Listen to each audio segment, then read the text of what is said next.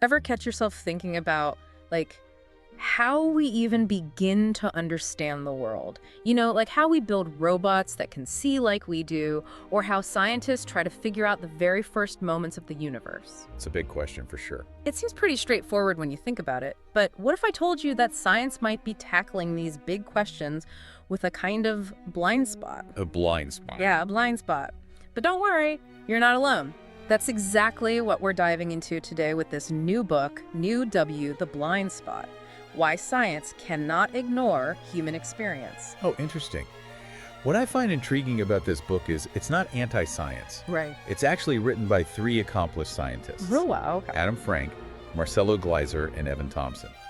And their argument is really nuanced. They're basically saying that science, for all its precision and rigor, often relies on these hidden assumptions. Sure, assumptions. Yeah, assumptions that might be holding in risk, assumptions that prioritize objective, measurable data, Okay. while kind of sidelining, subjective experience. So it's not just about someone's feelings or opinions. No, not at all. They're talking about the very experience of being in the world, how we perceive time, space, cause and effect even, the very things that underpin how we do science. Okay, so how do they explain this blind spot?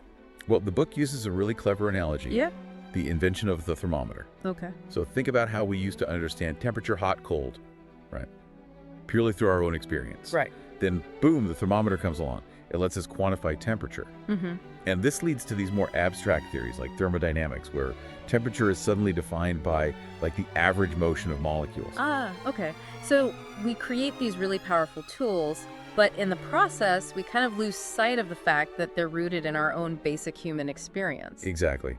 These abstract models, they become so dominant that we forget they originally came from somewhere, they came from experience. Yeah. And it's not just thermometers. Think about how often you see a number, a statistic, a measurement, and you just kind of accept it as truth. Right. Without really questioning what it represents about the actual experience of that phenomenon. Wow. Yeah, that is pretty eye-opening. So they're saying that science might be missing a piece of the puzzle by kind of overlooking the role of experience. That's the idea. And it's not about discrediting science or anything like that. It's Right. more about recognizing its inherent limitations. Yeah. Right? Every model, every theory, it's like a map.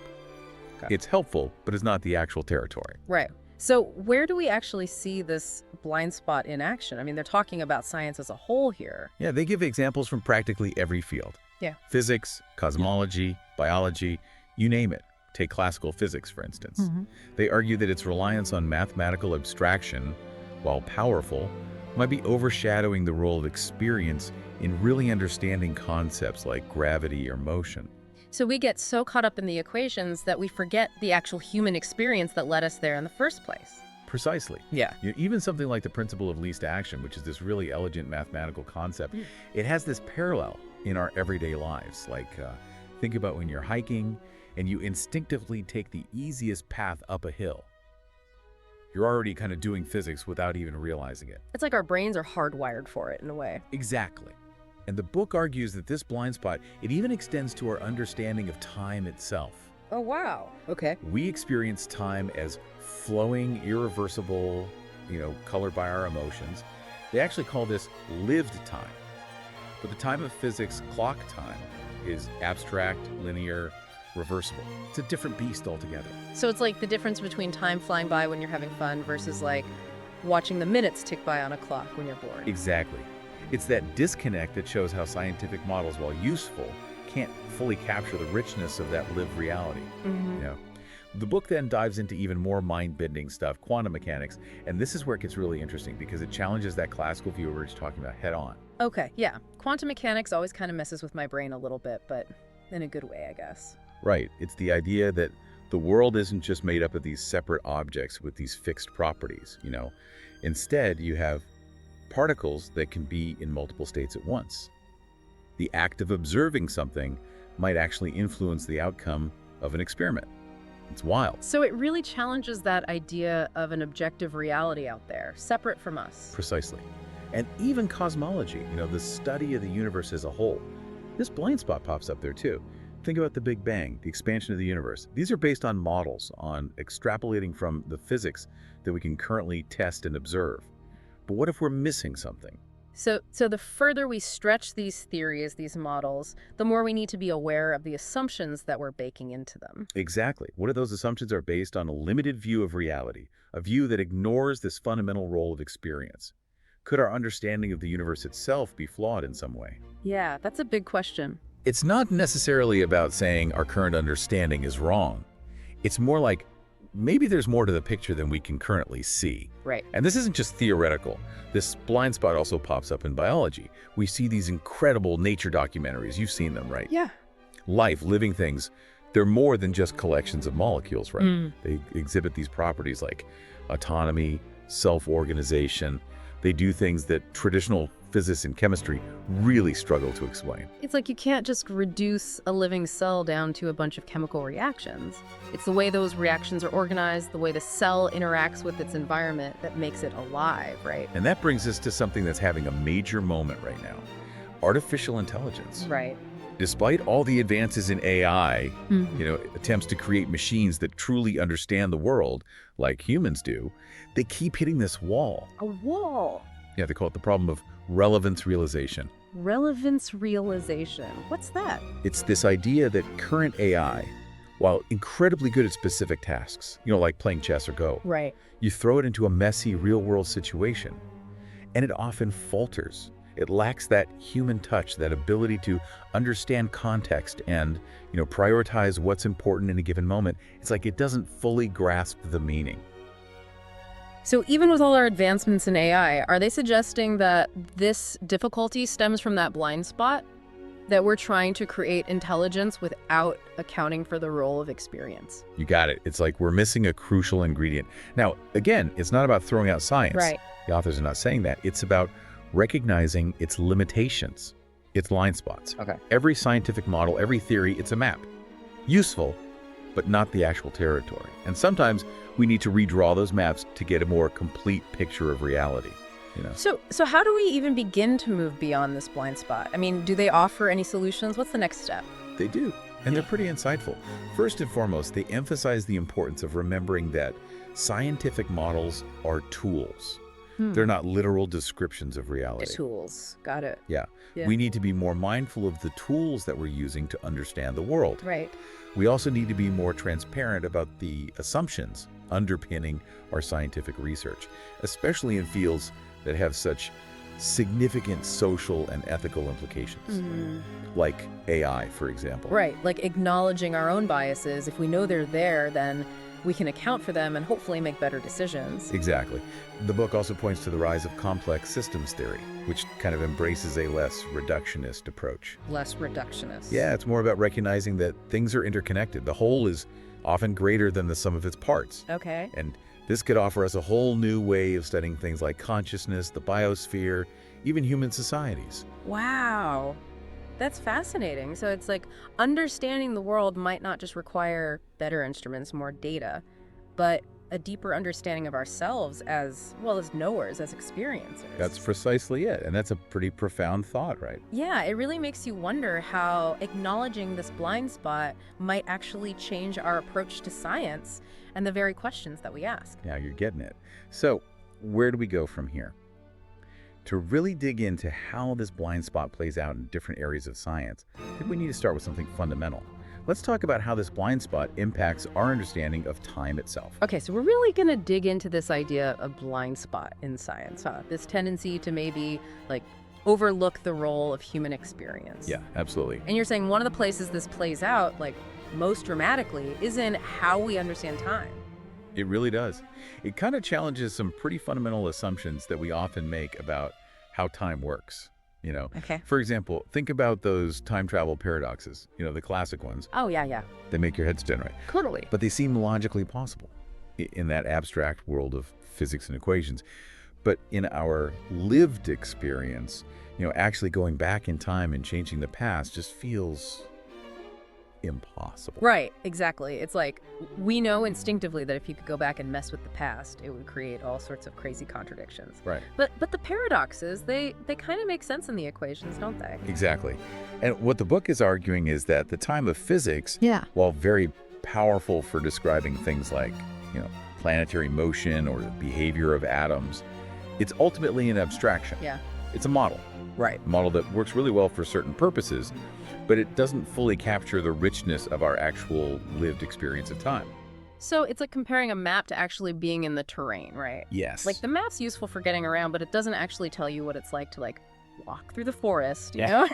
Feel the leaves crunching under your feet. Smell the damp earth. I love that analogy. It's spot on. And just like that map, our scientific model of time, it doesn't quite capture the feeling of now. Okay. That immediate flowing present moment. And they argue that even our understanding of now is actually more complex than we realize. Way more complex.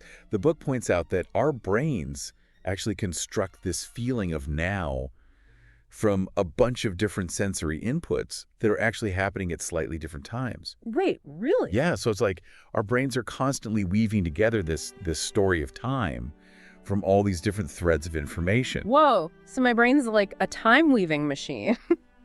That's wild. And this idea of lived time, you know, with its emotions and its sense of flow, that feeling of it being irreversible, you know? Yeah. That's where understanding a cause and effect comes from, right? Like, this happened, then this happened. Exactly. It's the foundation upon which we're even able to build those scientific models in the first place, even if we kind of tend to forget that connection as we get deeper into the abstractions. Right. And this disconnect, it becomes even more apparent, I think, when we try to tackle those really big cosmological questions, you know? Like what? Like the beginning of the universe. Oh, okay. The Big Bang. So how does this blind spot then affect how we even think about things like the Big Bang? Well, the book argues that even our most sophisticated theories, the Big Bang model, they're still ultimately based on extrapolations, right? Okay. We're taking what we know about the universe now and we're basically running the clock backwards, assuming that the same laws and principles held true in those really extreme early conditions. Well, what if those laws break down at those unimaginable energies and densities? What if the nature of time itself was completely different in those first moments after the Big Bang? Now you're asking the right questions. Yeah. That's precisely the kind of thing that this book wants us to consider. They point out that some attempts to explain this, like the arrow of time, Right. the fact that time seems to flow in one direction. Some of those explanations actually rely on our ignorance of those very early moments. Oh, wow. It's like saying, well, we don't know what happened then, so maybe that's where the arrow of time originates. Isn't that kind of like sweeping the mystery under the rug a bit instead of really grappling with it head on? That's what the book suggests. Mm-hmm. It could be another manifestation of the blind spot, right? Assuming that our current models are complete when they might be missing a crucial piece of the puzzle. It's like trying to understand the ocean by only studying a single drop of water. Ooh, I like that. You might learn a lot about water molecules, but you're missing the vastness, the currents, you know, this complex ecosystem that makes the ocean what it is. Exactly. And that brings us back to the importance of experience. The book argues that our very experience of time, with its inherent directionality, its connection to our emotions and our actions, Right. this might hold some really vital clues to understanding this cosmic arrow of time. So instead of dismissing experience as like subjective or irrelevant to science, maybe we should be paying closer attention to it. Yeah. Maybe it's a source of insight, not just an obstacle to be overcome. Precisely. Now, are you ready for another mind-bending example of how this blind spot plays out? Hit me with it. We've done time. What's next? Let's talk about something even weirder. Okay. Quantum mechanics. This is where things get really, really strange. The very fabric of reality seems to kind of shift under your feet a little bit. Okay. Bring on quantum mechanics. Let's do it. I'm ready. All right.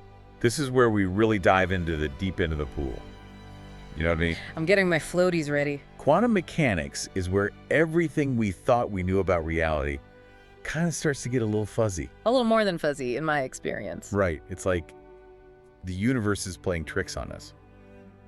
Particles can be in multiple states at the same time. The act of observing something can actually influence what happens. It's like something out of a sci-fi movie. It's definitely a wild ride for sure, but it's also kind of exciting, don't you think? Like it opens up all these possibilities. Absolutely. And you know what the book points out? This weirdness that we see in quantum mechanics, it directly challenges that classical view that we've been talking about. The idea that the world's just a bunch of independent objects with fixed properties. Right. It's like saying there's more to the story. Way more. And it forces us to really confront the limits of trying to describe the universe in a purely objective way. So maybe the observer, the one experiencing all of this, plays a much bigger role than we thought. Like, we're not just passive bystanders. It's a huge departure from how we've traditionally thought about science. And the book goes into all these different interpretations of quantum mechanics. Some try to hold on to that classical view. Some embrace the role of the observer and the limits of our own knowledge. It's a really fascinating debate. Yeah, it is. It's amazing to me how even in these, like, super abstract, seemingly objective realms of science, we still can't escape this question of experience. It's always there lurking in the background. And this whole exploration of quantum mechanics shows how sneaky that blind spot can be. Like, some physicists try to explain away the weirdness by saying there are these hidden variables at play, some underlying mechanism that would make everything deterministic again. So instead of accepting the weirdness, they invent something to make themselves feel better. It's like saying, I don't like this messy, uncertain picture of reality, so I'm going to imagine something else, even if there's no proof. And the book kind of pushes back against that, right? Definitely. They contrast that approach with other interpretations that lean into the uncertainty, the ones that acknowledge the role of the observer and the limits of what we can ever truly know. Makes you wonder if trying to force-fit quantum mechanics into that classical box is just another example of the blind spot in action. 100%. The authors are encouraging us to be more open-minded, to be open to new ways of understanding the universe, ways that don't shy away from experience. And they think this more holistic scientific worldview is even more important when we're dealing with really complex systems. Instead of breaking everything down to the tiniest parts, we need to step back and look at the big picture, how everything is connected. Now you're getting it. And that's where the book's insights become really powerful. Like, take the climate crisis, for example. We've been treating the planet like it's just a bunch of resources for us to use, ignoring how interconnected everything is in the biosphere. And the book traces this back to the history of science itself, which often emphasized that very reductionist, objectifying view of the world. And that's led us to where we are today. We've been blind to the emergent properties of these complex systems, the way that the whole can be so much greater than the sum of its parts. And that blindness has had real-world consequences, like our slow response to climate change. If we just see the Earth as a machine, it's easy to ignore the damage we're doing. But if we see it as this living, interconnected system, our whole relationship to it changes. It's a completely different way of seeing the world. And the book argues that this more holistic perspective, one that recognizes how interconnected everything is, and our place within that, is crucial for navigating the challenges we're facing today. It's like a wake-up call. Yeah. It's not enough to just discover facts. We have to make sense of them too. And that requires us to understand ourselves better, how we experience the world, how we influence it, how we're all connected. It's a lot to think about. It really is. But this book gives us the tools to start asking those tough questions and finding new answers. And on that note, I think it's time to wrap up this deep dive into NDW, the Blind Spot. It's been an incredible journey. I couldn't agree more. If you're fascinated by the limits of science, the power of human experience, and the interconnectedness of it all, this book is a must-read. It's thought-provoking, challenging, and ultimately really hopeful. It really is. It's about expanding our vision of what science can be and creating a better future. And on that note, I think we'll say goodbye for now. But keep those questions coming and keep exploring the world with open minds and open hearts. Until next time, keep diving deep.